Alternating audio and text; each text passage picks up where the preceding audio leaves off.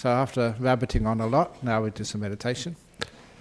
So if you like to close your eyes, with your eyes closed, you start feeling your posture. You don't think about it, you don't decide I should sit like this, I should sit like that.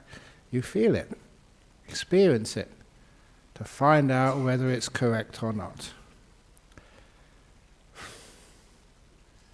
So first of all, with your eyes closed, become aware of the position of your legs, especially whether they are comfortable or not. So you ask the question.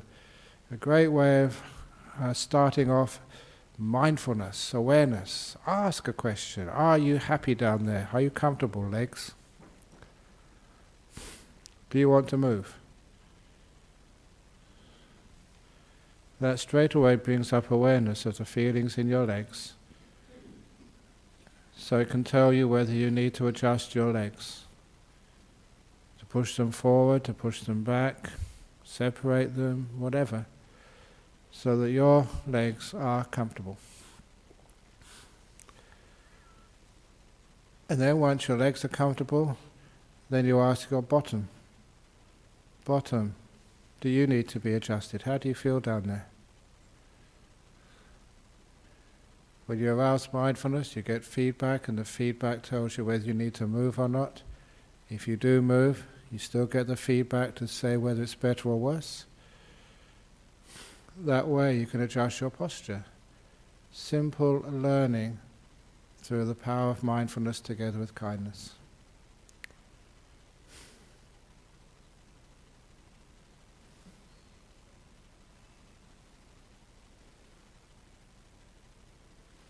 And then you ask your back. Back, do you need to be adjusted? Sometimes I like to keep my back nice and taut, stretch it out. Sometimes just let it become loose. I find the best posture for my back by experimenting, always being aware, and finding the best position for my back today. It's not always the same.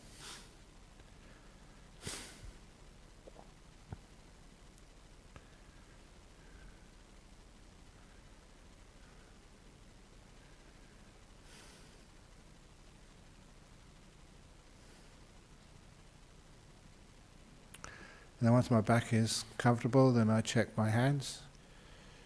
People fidget their hands because they pay very little attention to whether their hands are comfortable.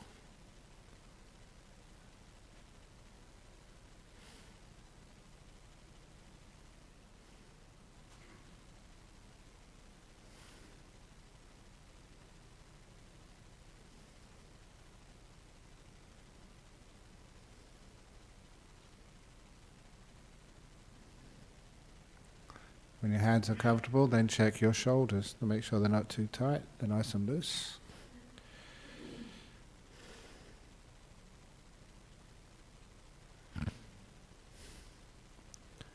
Then go up to your head, nicely balanced on top of the neck.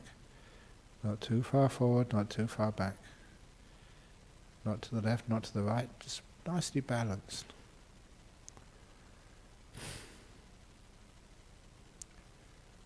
And then, as you heard me do before many times, I check the muscles around my eyes.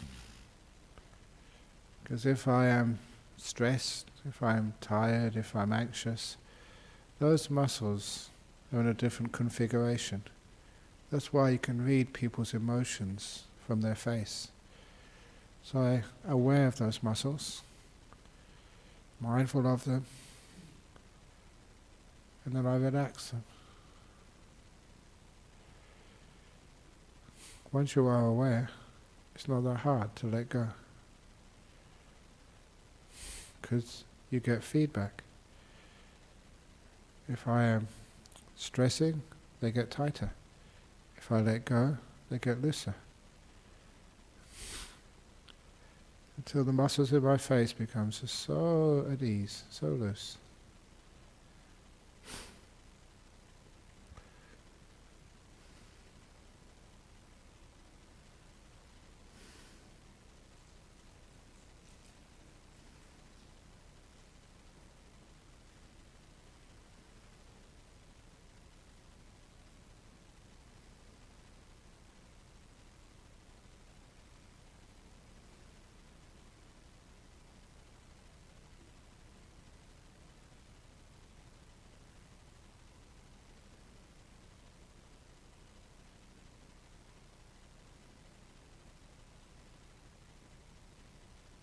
And once your body is relaxed,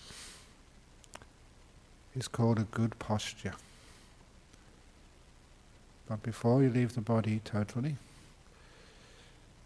I ask you to have a quick scan through the body, probably something inside.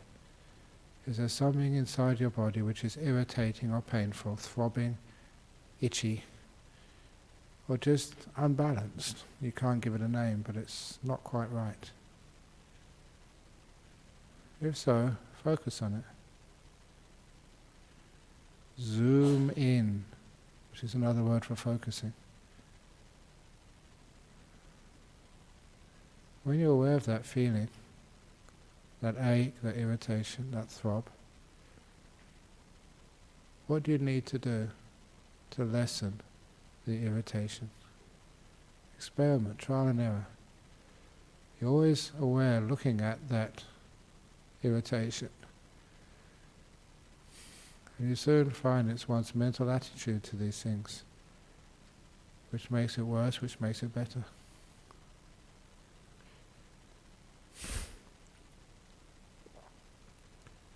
Kindness, embracing, letting it be. You feel the result of that attitude. Things relax, open up, ease off.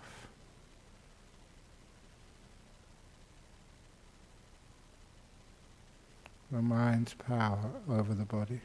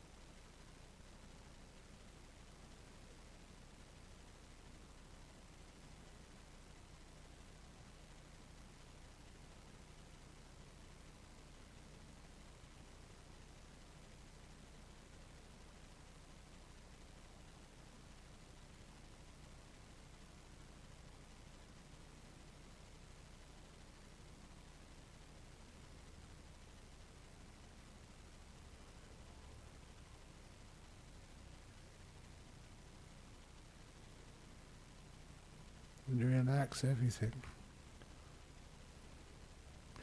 And once your body feels really at ease, aches and pains have been dealt with, tightnesses have been released.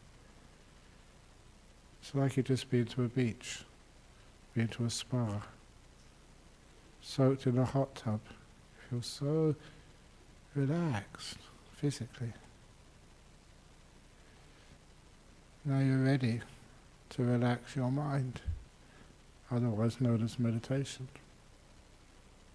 Just relax it. So what do? We look at our peaceometer.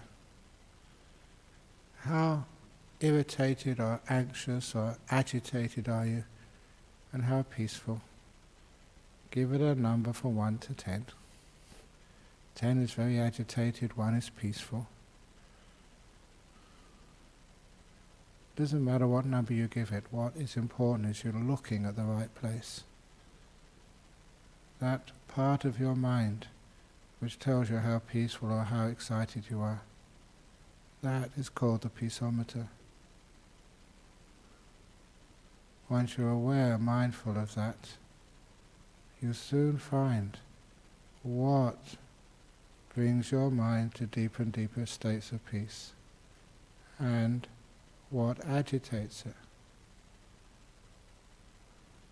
Trying, wanting something, in other words, living in the future, just makes you busy and agitated.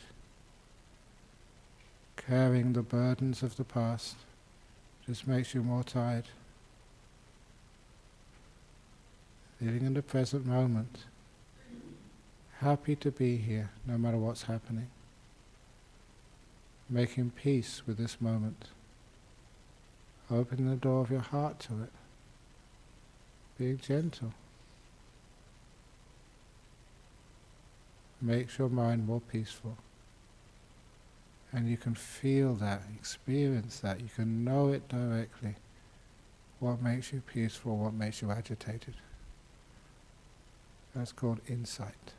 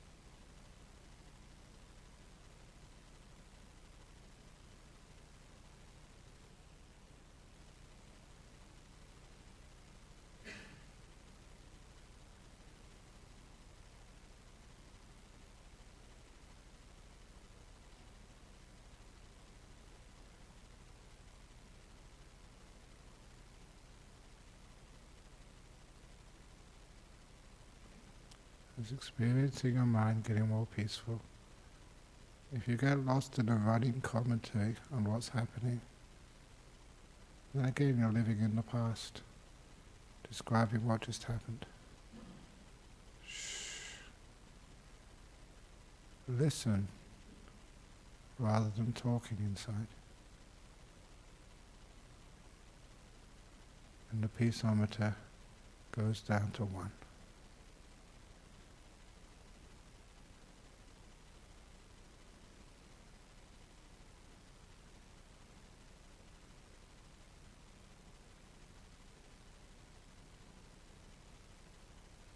And when you're ready, often happens naturally, you can start to be aware of your breathing. This gentle rhythm of the breathing, just going in, going out, like watching the waves on the beach come in and go out on a calm, peaceful day. Just breathing in, breathing out. The most simple thing you can watch. Breathing in peace, however you imagine peace to be. Breathing out, let go of whatever is burdening or irritating or troubling you. Breathing in peace, breathe out, let go.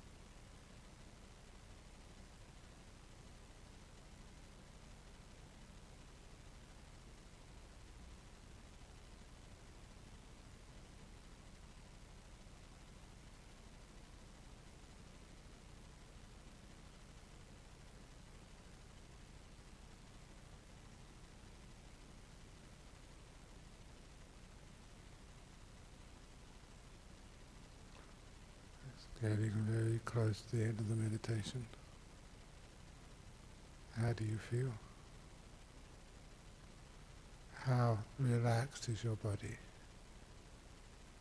And how peaceful and content is your mind?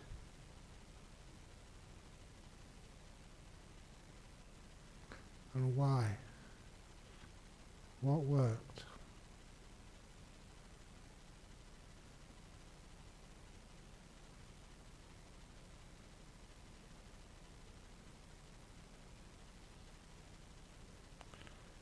Knowing the gong to end the meditation.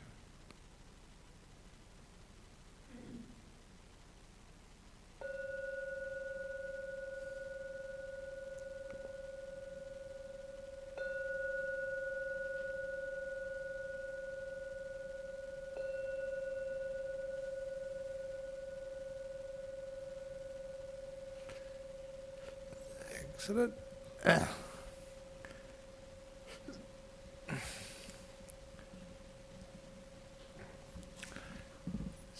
So I did see a few people outside. So can we ask everyone to move up a bit closer, please, so that those in the back can get in. And those in the front can be closer to the source of power.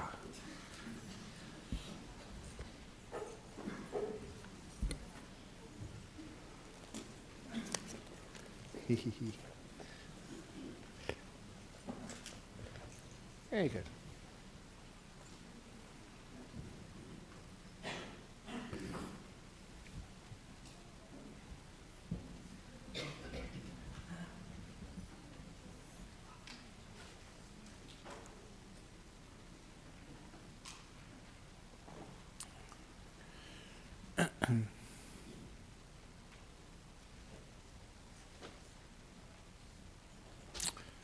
Okay, most people are getting their seats now.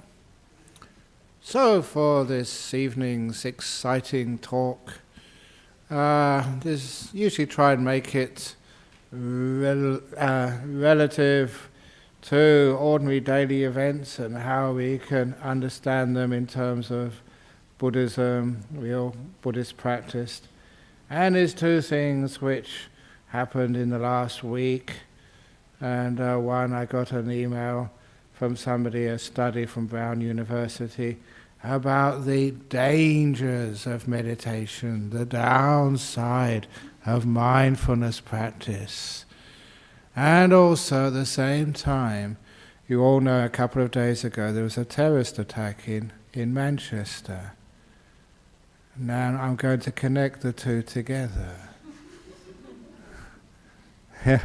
So this is interesting. How can you actually do this? But, you start off with some of the Buddhist ideals. Why is it that Buddhists don't have terrorists? Are we missing out on modern life? And the answer, to start off the answer, this little quote which I cut out from a newspaper a long time ago, which I read out at Parliament House. We had a Wesak celebration in Federal Parliament on the 10th of May, and I read this out to the Pollies. There wasn't many there, but Richard Di Natale was there from the Greens, and so nice to see him there for celebrating Wesak Day in Federal Parliament in Canberra. Anyway, this is what I read out. It's a cutout from Letters to the Editor of the Sydney Morning